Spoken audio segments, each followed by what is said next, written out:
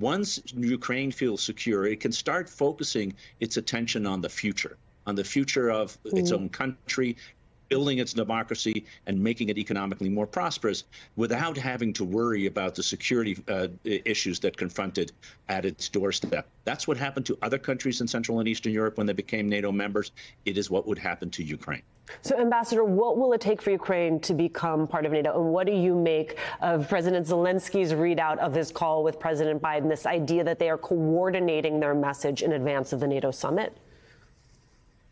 Well, they need to have a coordinated message because they can't have a divided summit in a couple of weeks in Vilnius. They need to be on one page. And that one page is that we will make progress on Ukraine's movement towards NATO membership. I think the alliance will say that it no longer needs to go through some of the procedural steps that other countries had need to go for in order to join NATO, but that the issue of when Ukraine becomes a member will in part depend on the conflict. If Ukraine were to join tomorrow, that would mean that the United States and the NATO allies would have to go to war directly in order to defend a NATO ally. So this is the issue that remains unresolved, and I don't think we're going to see it resolved at the summit in Vilnius on the 11th or 12th of July.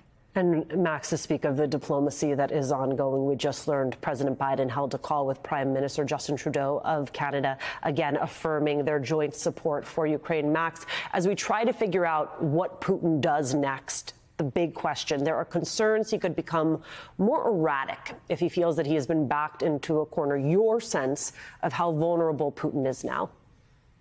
Well, I would say Putin is already pretty darn erratic, given that, a little more than a year ago, he invaded Ukraine for absolutely no reason, no logical reason, just his own mania about swallowing Ukraine. So, he has already been pretty erratic, even though he hasn't gone as far as some of the far-right Russians would like him to go. But in terms of what happens next, I think it remains very much to be determined. I think the general takeaway from the Wagner revolt is that Putin looks more weak and more vulnerable than he has in the past. I mean, the fact that Prigozhin was able to challenge him like this, that there were tanks on the way to Moscow, and Putin could not muster or did not muster the forces to stop them. He had to make a deal with Prigozhin that allowed Prigozhin to escape. He didn't wind up in a cell. He didn't wind up 6 feet under. He's going to wind up in Belarus.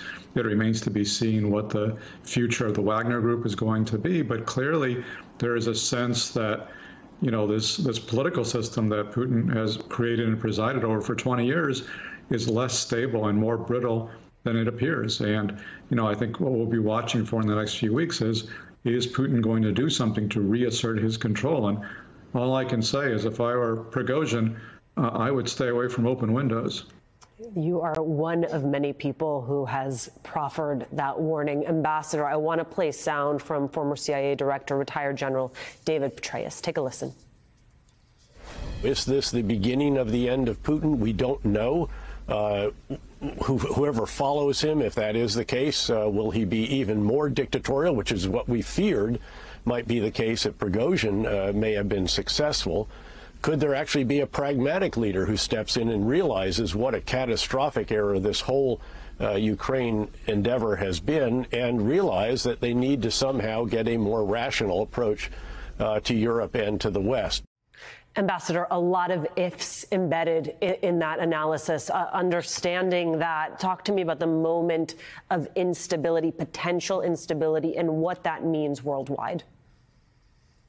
I mean, the instability is real. You now have, as Max rightly said, a much weakened leader and a leadership, a circle of friends around Vladimir Putin who are all looking around to see who is about to stab them in the back. No one is going to be able to trust anyone, and paranoia will just be part of how the regime operates. That is not a recipe for stability. It is a recipe for even more erratic behavior, and we need to be worried about this. Putin still has a number of quivers in his arrow. They're horrific. They involve the weapons of mass destruction or the destruction of the Zaporizhzhia nuclear power plant. Remember, this is a man who was there when the hydroelectric dam was destroyed by Russian forces, with really catastrophic consequences that we're only starting to understand.